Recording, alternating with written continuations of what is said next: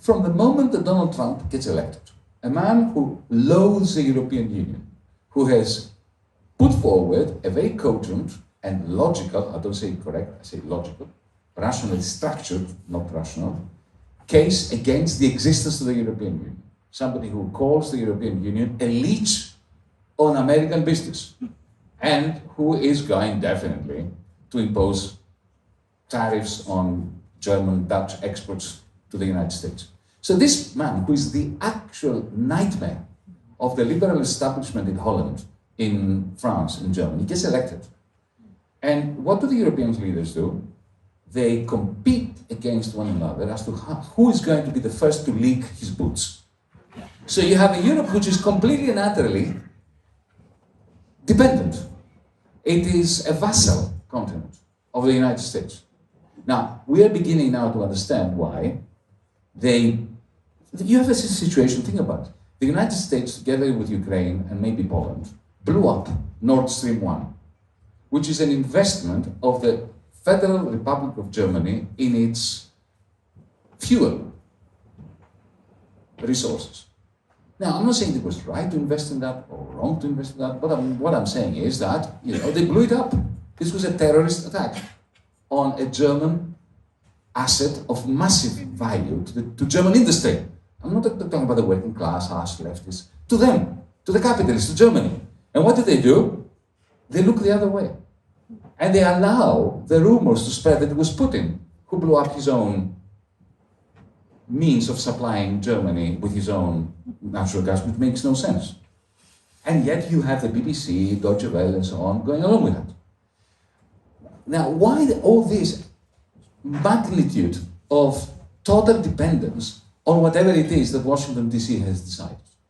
Well, allow me, because I have a relationship with certain people of a Dutch extraction, like Jeroen Dijsselbloem, for instance. I have this prior experience of watching them destroy Europe.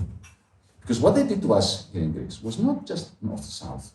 It was not just, the busy bees, the mighty, highly productive ants of Germany and of Holland, of the north, having a little tussle against the grasshoppers of the south who laze in the sun and don't work. This was all bullshit. What it was a cynical attempt, after the northern European banks went belly up, to bail them out and to charge the bill to the peoples of Europe, beginning with the ones in the south, because they were the most bankrupt, and then bringing the austerity to the north. This is what they did. We were the guinea pig, the laboratory of austerity. They practiced on that, then they came to you immediately after us, because we are the blacks of Europe, as I was told by an Irishman when I was a student and a member of Troops Out in England. So they took it to Ireland, then they took it to his country, Portugal. He comes from Portugal. Then from Portugal, they took it to Spain, Italy, France, and then to Germany, and to you folks. Okay, the reason why your social services are diminishing and so on is that it is this process of austerity for the many and largesse, socialism in inverted commas, for the very few. They printed 6 trillion euros to give to the bankers. The bankers gave it to the big business. The big business did not invest it. Why did they not invest it? Because they looked at all of us around you and they said, these people don't have money. So as if we are going to invest in products that these people can't afford. So what did they do with these 6 trillion euros? BASF, Volkswagen, Alstom, and so on. You know what they did? They went to the stock exchange and bought their own shares. Their shares went up, they didn't invest anything. And you know what? Guess what? Europe, for 15 years, has not invested in anything. Zero net investment in Europe. This has never happened in the history of the universe, not the world. To have such a rich continent, with all these savings and money, and profits, and real estate, not investing. But the Chinese and the Americans invested in greener technologies, in what I call cloud capital, algorithms, AI, and all that. And you know what? We've become the stupid continent. We missed out on one whole technological revolution. So, we are now, we've already entered, after all these 15 years, a steady process of secular stagnation. This is not a crisis that will go down and then will go up. For the next 50 years, we're condemned to stagnate as a continent. When a continent like Europe, which is so powerful and so rich, stagnates, what happens is the politics starts fragmenting. This is why Emmanuel Macron doesn't even have the guts of Jacques Chirac, or why Olaf Scholz cannot even be like, Schroeder, who said no to the invasion of Iraq. A despicable, poor excuse for human nature, Schroeder was, but at least he said no to the invasion of Iraq, along with, who was it, Sarkozy? No, Chirac. Yeah, Chirac. Against, no, Sarkozy was, no. Anyway, sorry, big mistake. So the point I'm making is that the reason why we are so complacent, the reason why the far right is rising everywhere, universally, why is the far right rising up? For exactly the same reason why it was rising up in the mid-war period. We had 1929, just like in 2008, Wall Street collapsed. The banks of Europe immediately collapsed. After 1929, after 2008. Then after that, what happened? Governments started pushing the losses of the bankers onto the shoulders of the weakest of citizens. After 1930, 31, after 2009, 2010. Exactly the same. It was as if they were trying to replicate the mid-war period. And then you had an investment strike. Industrialists were not investing. I explained that. This is exactly what happened in the 1930s. Discontent grew. The left-wing parties, the center-left parties, overthrew people like Jeremy, people like me.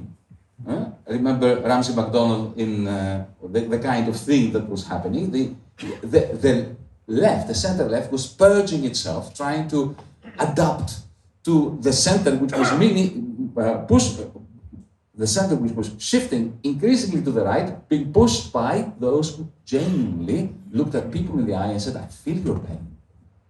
I feel your pain. You've never had it so bad. Your children are going to have a far worse life than you did. I feel your pain. Give me the power and I'll make you great again. And those were the fascists back then, and they're the fascists today.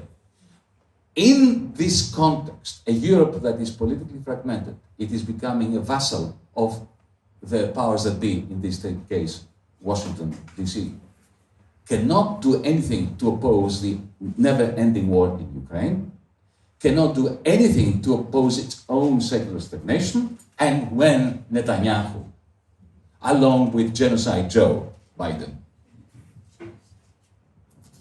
place a whole people, the people of Gaza, on death row, because this is what they did. They placed a whole people on death row. The Europeans, they look like a dog that doesn't understand what it is that you're saying to it.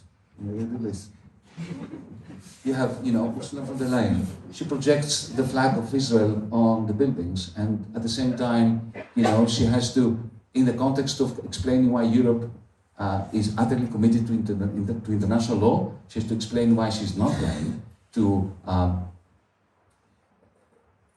abide by the International Criminal Court's decision to indict Netanyahu. So they are in total disarray.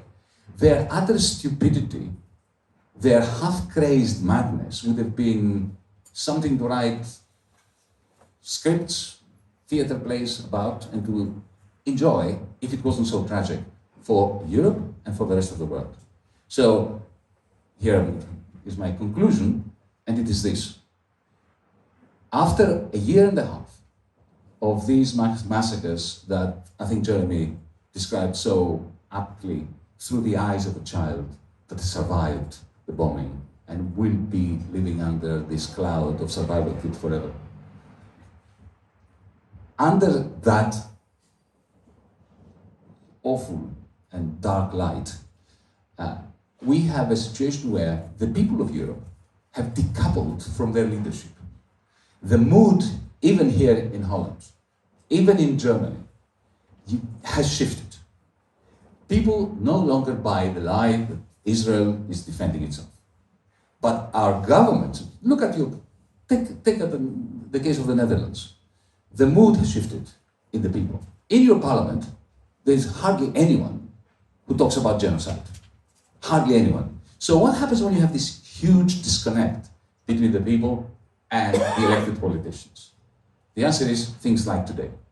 Events like this is why DiEM25 is calling upon you to join us.